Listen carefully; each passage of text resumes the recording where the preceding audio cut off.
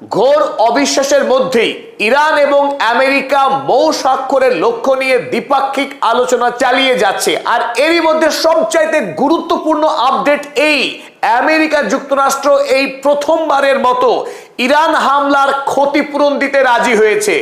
আমেরিকার পক্ষে জানানো হয়েছে ইরানে যুদ্ধ পরবর্তী সময়ে $300 বিলিয়ন ক্ষতিপূরণ দেওয়া হবে ইরানকে।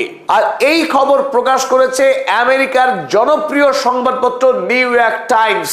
আর নিউ ইয়র্ক টাইমস এই সংবাদ ছাপাবার আগে ইরানের একজন প্রতিনিধি আমেরিকার দুজন গুরুত্বপূর্ণ কূটনীতিকের সঙ্গে কথা বলেই এই সংবাদ ছেপেছে। আর আমরা এই মুহূর্তে আপনার জন্য হাজির করেছি দ্য টাইমস অফ ইসরায়েলের খবর, যে খবরটি খোদ নিউ ইয়র্ক টাইমসের খবরকেই কোট করেছে। এই খবরের কাগজে লেখা হয়েছে, emerging US Iran Mou said to reference possible $300 billion post-war investment fund to aid Tehran's reconstruction. ইরানের পক্ষে জোর দাবি জানানো হয়েছিল ইরানকে $270 বিলিয়ন ক্ষতিপূরণ দিতে হবে, নইলে ইরান কোনোভাবেই আমেরিকার সঙ্গে কোনো চুক্তিপত্রে স্বাক্ষর করবে না। কিন্তু আমেরিকা আরো এক ধাপ এগিয়ে ইরানে $300 বিলিয়ন যুদ্ধ পরবর্তী সময়ে বিনিয়োগ করতে চাইছে, যে অর্থ দিয়ে ইরান তার দেশ পুনর্নির্মাণের কাজ চালিয়ে যেতে পারবে।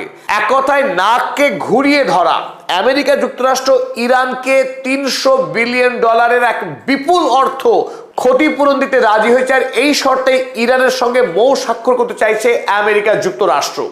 কারণ 40 দিনের যুদ্ধে আমেরিকা যুক্তরাষ্ট্র এবং ইসরায়েল 28শে ফেব্রুয়ারি থেকে মার্চ এবং এপ্রিল মাসের 8 তারিখ পর্যন্ত ধারাবাহিক ইরানে ব্যাপক ধ্বংসকাণ্ড চালিয়েছিল।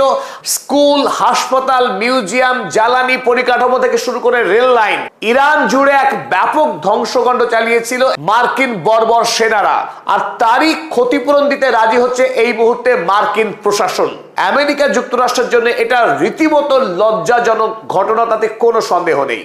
তবে অনেকেরই মনে হতে পারে এই খবরের ভিত্তি কতটা, কারণ ডোনাল্ড ট্রাম্প প্রতিদিন নতুন নতুন কথা বলছেন এবং তিনি ডিগবাজি খাচ্ছেন।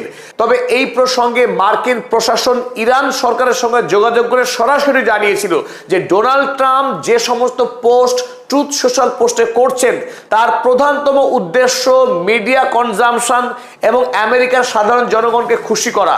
এই সমস্ত খবরের সত্যাসত্য নেই এবং ইরান যেন এই সমস্ত পোস্টকে বিশ্বাস না করে। তাই ডোনাল্ড ট্রাম্প বিভিন্ন সময়ে পরস্পর বিরোধী মন্তব্য করে গোটা বিশ্বকে বিভ্রান্ত করার একটা চেষ্টা চালিয়ে যাচ্ছেন। এদিকে কয়েকদিন আগে নিউ ইয়র্কে ওয়াল স্ট্রিট জার্নাল একটি খবর প্রকাশ করে যে যুদ্ধ পরবর্তী সময়ে ইরান বিদেশে তেল রপ্তানি বাড়িয়ে দিয়েছে। তাদের হিসেব অনুযায়ী যুদ্ধ পরবর্তী সময়ে ইরান বিশ্বের বাজারে দ্বিগুণ পরিমাণ তেল রপ্তানি করছে। আর এই খবরে স্বাভাবিকভাবে হইচই পড়ে যায় আমেরিকায়, কারণ ডোনাল্ড ট্রাম্প দাবি করেছিলেন ইরানকে তিনি পিষে মারবেন, গলা টিপে খুন করবেন। এই উদ্দেশ্যে তিনি ওমান উপসাগরে শুরু করেছেন নৌ অবরোধ, যাতে বিদেশ থেকে কোনো জাহাজ ইরানে এসে প্রবেশ করতে না পারে এবং ইরানের তেল ভর্তি জাহাজ কোনোভাবেই যেন বিদেশে পৌঁছতে না পারে। ঠিক এই কারণেই হরমুজ প্রণালীর শেষে যেখান থেকে শুরু হচ্ছে ওমান উপসাগর, সেখানেই মার্কিন নৌবাহিনী ওত পেতে বসে রয়েছে। অথচ তার মধ্যেই ইরান বিশ্বের বাজারে তেল রপ্তানি দ্বিগুণ করলো। কিন্তু কিভাবে?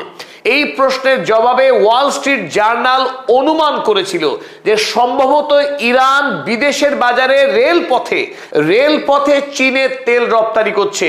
আর এই খবর গতকাল ইরানের সরকারি সংবাদপত্র ফার্স নিউজ তারা একটি ভিডিও এবং খবর প্রকাশ করেছে, যেখানে স্পষ্ট দেখা যাচ্ছে ইরান থেকে ট্যাঙ্কার ভর্তি তেল রেল লাইন ধরে চীনের পথে এগিয়ে যাচ্ছে।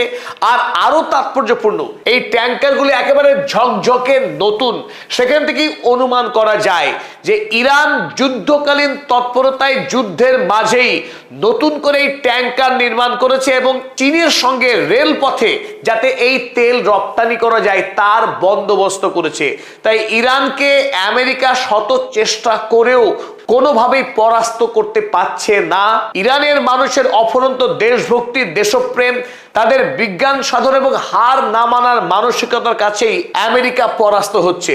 ইরান অবজারভার ফার্স্ট নিউজের এই সংবাদকে কোট করে তারা লিখেছে, Iran has began transporting LNG